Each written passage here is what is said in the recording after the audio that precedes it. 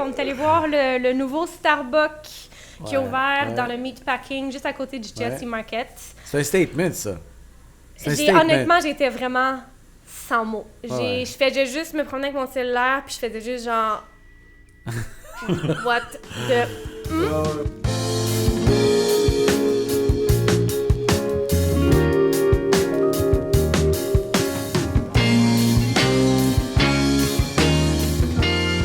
Épisode numéro 3.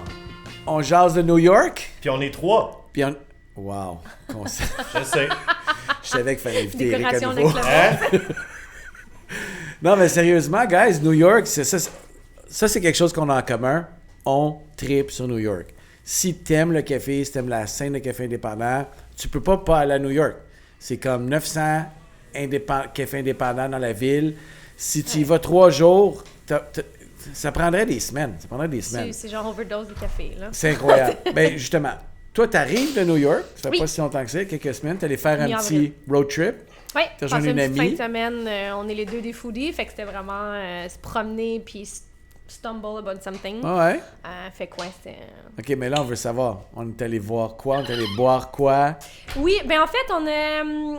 Tu sais, ça fait plusieurs fois que j'y vais, donc j'ai quand même des favoris. Ouais. Puis ben, mon quartier préféré reste Soho. Donc c'est sûr qu'on s'est rejoint dans Soho. Oui. Puis ben, mon préféré dans ce coin-là, c'est le Happy Bones, qui est vraiment un tout petit café. Je sais pas, c'est tout le feel. Ils utilisent counterculture. Oui. Qu'on a ramené d'ailleurs, qu'on a goûté un des mélanges qui était vraiment fabuleux. Je sais pas, ils travaillent bien, l'ambiance est cool juste en général. Mais sinon, j'ai essayé de faire vraiment des torréfacteurs qui ont leur espace café cette fois-ci. Okay. Donc, quand même 2 très gros connus dans Brooklyn. Le Brooklyn Roasting Company et le Devotion, qui est sérieux, c'est juste... Wow. C'est juste... C'est des oasis dans genre... La mode reste aussi dans la plante partout aussi. Là. Le Devotion, tu rentres, c'est comme un mur méga de plantes. Tu rentres, tu vois directement le torréfacteur. Là, c'est comme tout vitré. Ils en ont 3 maintenant, en fait, dans Brooklyn. Moi, j'ai fait celui de Williamsburg. Puis c'est ça, le café excellent. Servi, je pense qu'ils sont comme 10 derrière le comptoir. Là. C'est une petite... impressionnant. Ouais. Puis tes stories Instagram nous ont rendu jaloux. Là. Ah, sérieux, là? C'était magnifique. Ninth Espresso? Oui? Ça aussi, c'est un petit... Ouais, mais ça c'est dans un autre coin. Ouais. En fait, c'est parce que c'est ça. On est allé... la curiosité fait... got the better of me. Fait qu'on est allé voir le nouveau Starbucks qui est ouvert dans le Meatpacking, juste à côté du Chelsea Market. C'est un statement, ça. Honnêtement, j'étais vraiment sans mots. Je faisais juste me promener avec mon cellulaire, puis je faisais juste genre... What the... je pense qu'ils ont... Tantôt, je parlais de 10 employés au Devotion. Là, il y a 10 machines espresso, je pense, dans Starbucks. Ils veulent vraiment, en fait, développer une formule plus high-end, justement, des micro-lots et tout ça. C'est ça. Il n'y a rien d'automatique là, dans les machines espresso. Fait que c'est vraiment autre chose que les Starbucks qu'on connaît. Puis, tu sais, ils ont des associés. Donc, tu as des fours à pizza, tu as des mixologues. C'est sur plusieurs étages. Tu as 3 torréfacteurs, je pense. Écoute, d'un torréfacteur, tu as des pipes qui se rendent aux distributions de coffee beans. Sérieusement, c'était juste... C'est un genre de Italie de café. C'est tellement gros que tu fais comme oh my god. C'est ça. C'est juste mais c'est cool. Là. Pour vrai, t'as plein, c'est tout par station aussi de différentes infusions. T'as pas juste les machines espresso, fait que t'as la station French Press Pour Over, tu sais, vraiment à l'infini. T'as des Gravity, distributeurs de café 100% origine. T'as un cold brew qui est aged dans un whiskey barrel. Oui. Mais j'ai eu peur de goûter. En fait, j'ai pas... Au café, en général, c'est ça, je voulais... On dirait que c'est ça, j'avais l'impression de trahir. Donc, j'ai fait, il y a le Ninth Espresso juste à côté, more my cup of coffee. Donc, on est allé voir un de mes préférés aussi, un incontournable du Chelsea Market, que tu peux quand même aller voir, le Roasting Facilities. Il y a un petit torréfacteur de 12 kilos, vraiment un excellent café. Donc, je me sentais mieux quand je rentrais là.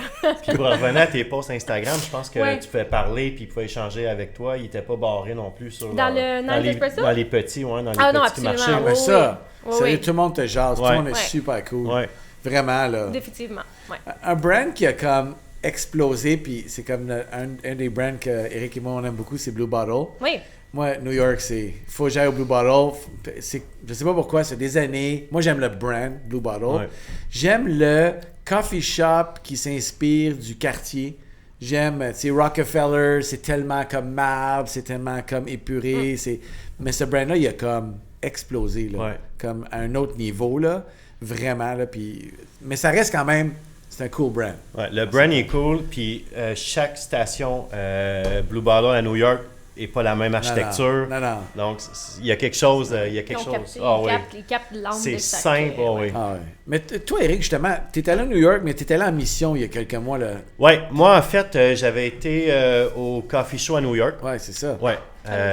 En octobre, oui, exactement. Écoute, j'ai des pour et des contre de ce festival-là. Les cours, d'après moi, ils n'ont pas prévu qu'il y avait autant de monde. Donc, les lignes d'attente étaient longues. C'était un petit peu comme un supermarché. Là. On était vraiment tous tassés. Il y avait beaucoup de roasters différents. On pouvait goûter, c'était vraiment le fun. Ouais. Mais je te dirais que l'achalandage, on était beaucoup trop compacté. Il faisait chaud. Et j'aurais aimé ça que ça soit un petit peu plus gros, un petit peu comme le Coffee Expo qu'on est revenu de Boston. Ouais. J'aurais aimé ça que ça soit plus vaste. Les torréfacteurs qui étaient présents auraient pu plus nous parler. Là, c'était plus là, en chaîne. Okay. Tu goûtes, tu fais un autre. Tu goûtes, tu fais un autre. Mais j'ai eu la chance de rencontrer Drita, qui est un des baristas préférés à Audrey. Je l'ai rencontré. Cool, lui, hein? Il est vraiment le fun. Il est avec son interprète, donc on jasait à 3 via son interprète. Je l'ai rencontré dans un petit café du coin. Il avait vu ma casquette barista. Lui, il avait une tuque barista. Fait que, écoute, j'ai passé une belle heure avec lui. Là. Juste pour revenir, justement, tu étais allé avec Laurent, on en a parlé dans le dernier podcast, tu étais allé au Coffee Show à Boston. Ouais. La différence entre ces deux Coffee Shows-là? Le Coffee Show de Boston était beaucoup plus pour les équipements. Ouais. Je te dirais qu'on a vu qu'est-ce qui s'en vient, les améliorations qu'il va y avoir. Écoute, un dripper reste un dripper, sauf que il y a beaucoup plus l'eau, les minéraux, les méthodes qui vont faire les drippers vont être beaucoup plus recyclables. Donc, c'était vraiment plus gadget. Industrie. Ouais.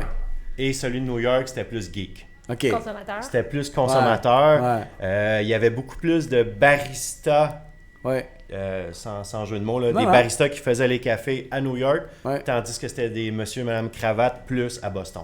Plus corporate. Okay. Exactement, plus corporate. J'ai adoré les deux, mais les deux étaient totalement différents. Ce qui est le fun de New York, c'est que c'est une des plus grandes villes, mais c'est une des villes les plus simples à se retrouver pour faire la tournée des cafés. C'était plus rapide. On n'a pas eu cette chance-là à Boston. Écoute, la conférence était 4 terrains de football, fait qu'on n'est pas sorti pour aller voir les cafés à Boston. J'irai, moi. Moi, tes deux coups de cœur, Coffee Shop New York. T'es un must. Tu vas à New York, où tu vas? Moi, ça? Oui. Sérieux, le Brooklyn Roasting Company, l'établissement, le goût. Puis tu as mentionné un petit peu le côté plus écolo et tout ça. On le voit beaucoup avec les roasters aussi. Donc, tu sais, ils ont vraiment là, ils ont des cannes, là, des tins. C'est bon le terme. Des tin cans. Tu sais, pour remplir tes trucs. Ils ont même chose, tu sais, l'ambiance, la région, le quartier, tout ça. Puis je pense que sinon, en tant que petit coffee shop, ça serait vraiment le Happy Bones. Ah oui, OK. Toi, Eric? J'ai adoré le Happy Bones, mais je vais y aller plus corporate. Moi, je te dirais, j'adore Stumptown. OK. Un café de Portland. Ouais. Et, écoute, toutes les Blue Bottles, je les ai faites parce qu'ils sont différents. Toi, t'es grumpy, hein? Mais OK, c'est facile, là. Oui, moi, j'aime Grumpy, là, parce que le brand, il est juste trop cool. Dans Grand Central Terminal, c'est mon coup de cœur. Mais je suis un gars brand. Mais, moi, j'aime le Stone Street Coffee Company. OK? Dans Chelsea. Oh. Okay. Ouais, fait que moi, l'histoire, c'est je me cherche un petit genre de bar, Prohibition, right? Puis là, je sais qu'il y a un speakeasy, fait que je cherche le fameux speakeasy. C'est lui avec le téléphone? Non, mais c'est pas loin. Fait que finalement, je trouve un coffee shop, right? Qui est ça, Stone Street Coffee Company. J'ouvre petit coffee shop, gros comme ici. Puis il y a un gars avec une porte dans le coin. Puis là, je dis, tu sais, puis il a l'air de garder la porte. Puis j'ai dit, OK, so what's this? It's the bar. C'est le Bathtub Gym. Si tu connais tu sais, c'est des petits bars Prohibition, là. Ouais. C'est exactement ça. Puis ce soir-là, il avait de la place. Il dit, you wanna come in? Il ouvre la porte. C'est un bar Prohibition, style Prohibition. Tellement cool. Wow. Mais c'est juste en arrière d'un. Puis j'ai trouvé ça brillant parce que Coffee by Day, tu sais, drinks by night.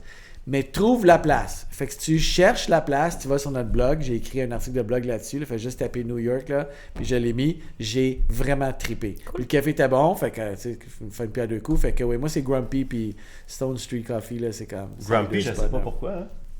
Le brand est tellement cool. Ah ouais. Puis les gars, sérieux, les gars, ils sont vraiment, vraiment fins.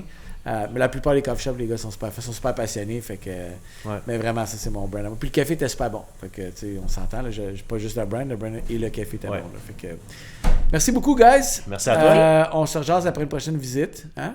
C'est sûr qu'on y retourne. On visite Seattle, please? Oui, Seattle. Seattle, c'est... OK, on vit Seattle, c'est bon. Thanks. Merci. Merci, hein? Bye.